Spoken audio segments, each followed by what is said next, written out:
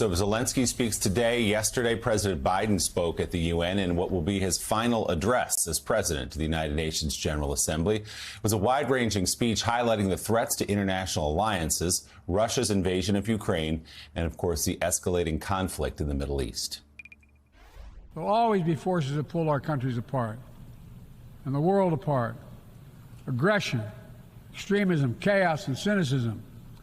A desire to retreat from the world and go it alone. Our task, our test, is to make sure that the forces holding us together are stronger than those that are pulling us apart. That the principles of partnership that we came here each year to uphold can withstand the challenges. That the center holds once again.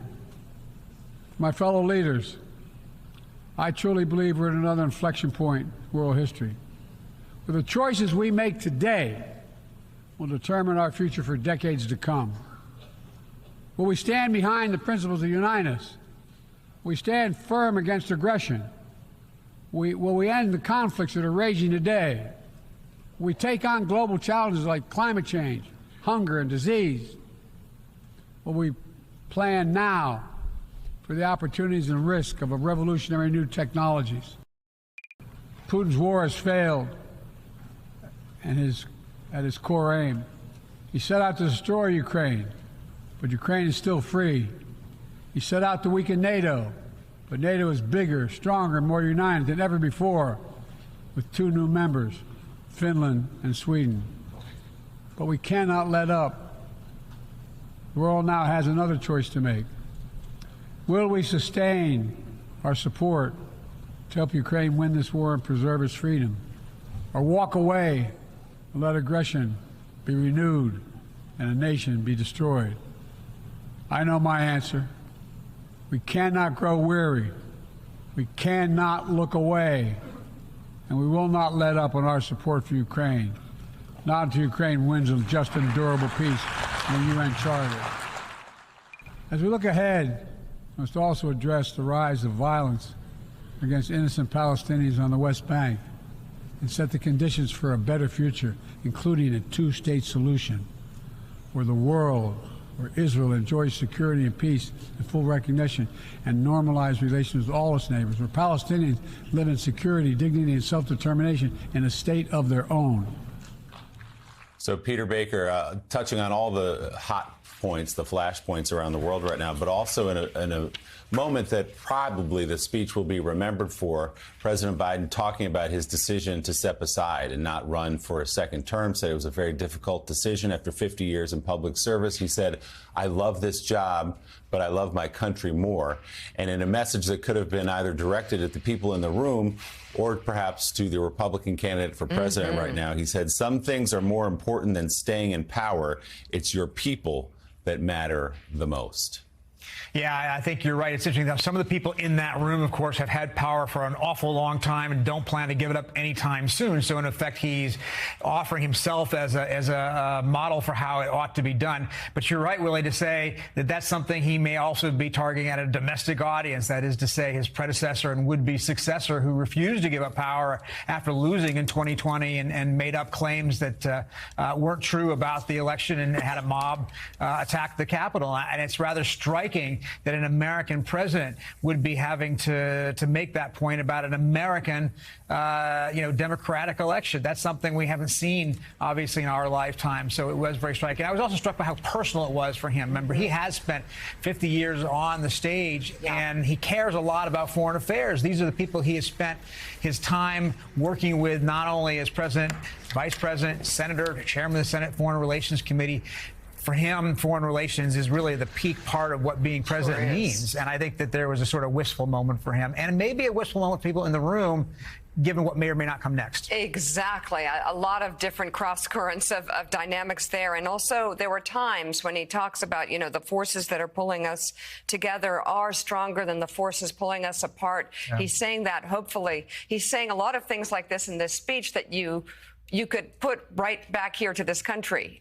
And you wonder if he's talking about foreign affairs or domestic affairs. Exactly. He's talking about Vladimir Putin or Donald Trump, literally, if you listen to the speech. Willie, you mentioned a portion of the speech that struck you. Let's listen to it. My fellow leaders, let us never forget, some things are more important than staying in power. It's your people.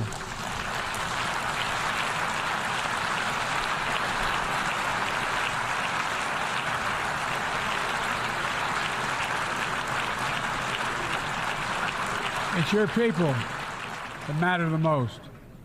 Never forget, we are here to serve the people, not the other way around. Because the future will be won by those who unleash the full potential of their people, to breathe free, to think freely, to innovate, to educate, to live and love openly without fear. That's the soul of democracy. It does not belong to any one country. Jonathan Lemire, again, another one of those moments where you could apply it around the world or right here, and it seemed he was speaking directly to Donald Trump, potentially.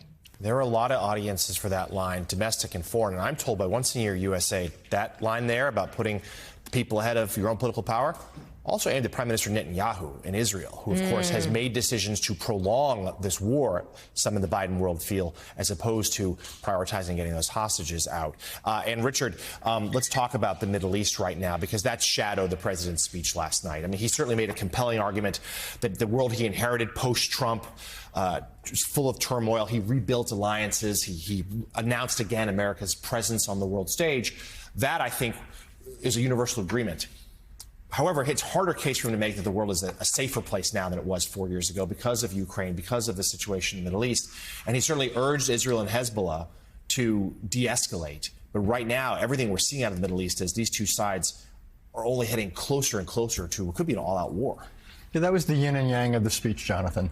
On one hand, we heard yesterday what I would say is the last major internationalist speech by a Cold War generation president. We're never going to hear that again. He is comfortable with American leadership. When he approaches the world, it's through America's allies. The centerpiece of his foreign policy is Ukraine. That the strength, the gathering of NATO against aggression. That is the sweet spot for Joe Biden. And again, he is of a generation that comes naturally. Interestingly enough, Donald Trump is the same generation, and he's just the opposite. But we're never going to hear exactly something like that again. The problem with the speech, in part, was, as you say, the world is a much messier place than it was when he became president. You have Ukraine, you have the Middle East, you have Afghanistan. Afghanistan was a self-inflicted wound by Trump and Biden. Ukraine was inflicted by Putin. Middle East, though, the gap between American rhetoric and realities, we have the problem, a persistent problem, where for nearly a year now, close on 12 months, we have been urging the Israelis not to do certain things or to do them differently. And essentially, one of our closest allies has rebuffed virtually every piece of advice, all of our entreaties. So the gap between what America sees as desirable and what's happening on the ground is enormous. And that is one of the problems with the Biden foreign policy. He hasn't figured out how to close that gap. Advice is not going to do it. He tried a little bit of holding back arms one day in Gaza, didn't really turn things around. And things are moving in a direction now with Hezbollah, where the chance of something really, really large is much, much greater. And quite honestly, President Biden doesn't have an answer for how to close the gap between what Israel is doing and what the United States wants. Richard Haass, thank you so much for coming on this morning. We appreciate it.